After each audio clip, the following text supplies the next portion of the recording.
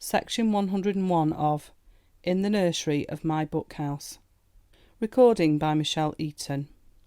In the Nursery of My Bookhouse. Edited by Olive Beaupre Miller. The Little Half Chick, a Spanish folk tale. Once upon a time there was a hen who made a nest for herself in one corner of a sunny farmyard in Spain. The nest was close against the whitewashed wall of the house and was snug and well sheltered. There Mother Hen raised a brood of small chicks. Fluffy and yellow and beautiful did they come from the shell. Very good little chicks they were too, all but one, and that one, oh dear me, when his mother called to him, cluck, cluck, cluck, he never did what she told him. When she bade him come here, he went there. When she bade him do this, he did that. He always gobbled the choicest morsels of food in the yard, and he wanted his own way in all things. One day when the whole family was scratching about in the dust, Mother Hen noticed suddenly this little chick had only half a head, and half a body, and half a tail, and one eye, and one wing, and one leg. Dear me, what in the world is the matter with my chick? Clucked Mother Hen in dismay. How did he ever come to be such a queer little fellow? But very soon it became quite plain enough to good Mother Hen why this chick was but a half chick. No matter how hard she tried to teach him to do what was right, he only tossed his little half head and flipped his little half tail and did exactly as he chose. Dear me, said Mother Hen sadly. One day little half chick came hopping up to his mother on his one little leg, stump, stump, stump, and he said, "Goodbye, Mother. I'm off to the city to see the king." "Off to the city?" cried poor Mother Hen. "Why, you haven't even learned yet how to behave in a poultry yard. You'll never get on in the city.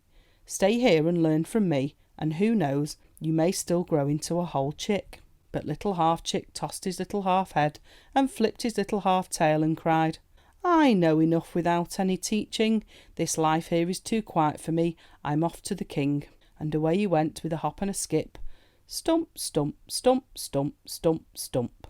Over hill, over dale, past wheat field and barley field, past olive grove and vineyard, past flocks of woolly merino sheep with shepherds in sheepskins and gay-coloured blankets. On hopped little half chick, stump, stump, stump, up the highway.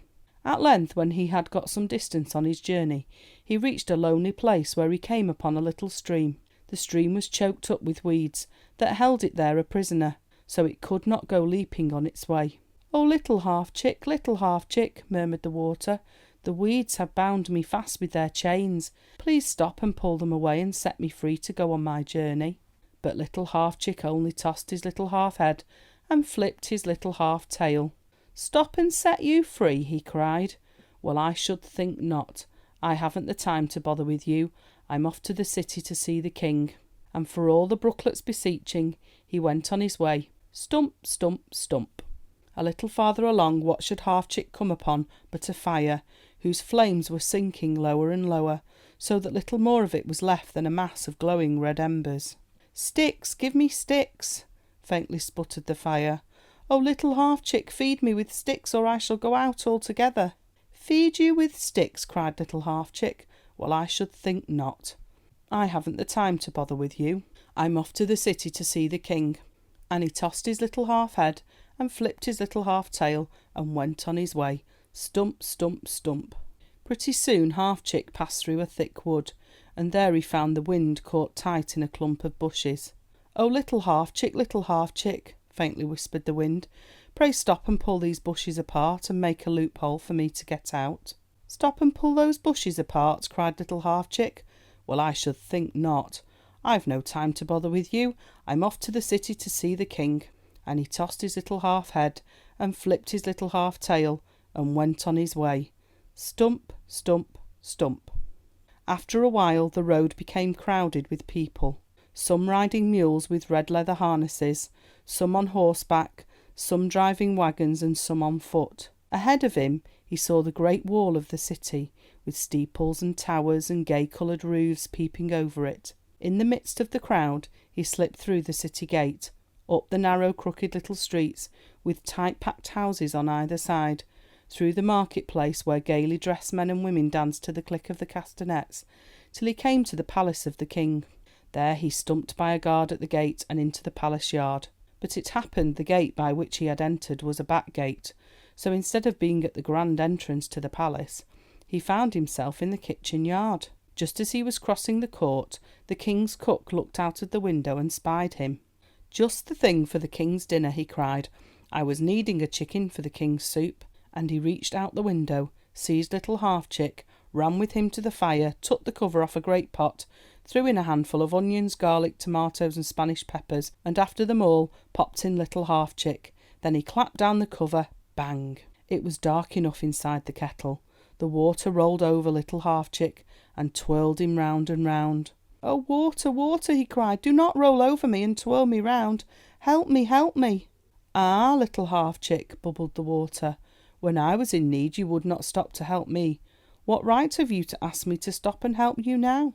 And he went about his business of rolling and twirling about in the pot. Soon the water began to grow warm, very warm. "Fire, fire, do not cook me," cried little Half Chick. But the fire leapt up in strong, bright flames. "When I was in need you would not stop to help me," he crackled. "What right have you to ask me to stop and help you now?" And he went on about his business of making the water hotter. Pretty soon the cook took the cover off the pot to see how his soup was doing. As he stood there sniffing the onions and garlic and tomatoes and Spanish peppers, along came the wind. "Oh, wind, wind, help me," cried little Half Chick. "Get me out of this pot." "Ah, little Half Chick," whistled the wind, "when I was in need you would not stop to help me.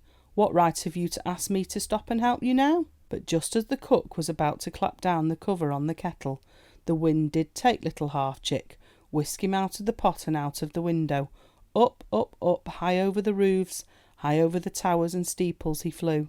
"Only a little Half Chick would act as you have," roared the wind, "and here's the place for a little Half Chick." With that he dropped Half Chick down bang on the top of a steeple. So little Half Chick found himself at last nothing more than a weathercock. There, fastened tight to the top of the steeple, he stands to this very day on his one little leg, and he never has his own way any more, for he's simply twirled this way and that, without even so much as a by your leave, however the wind blows. End of section 101.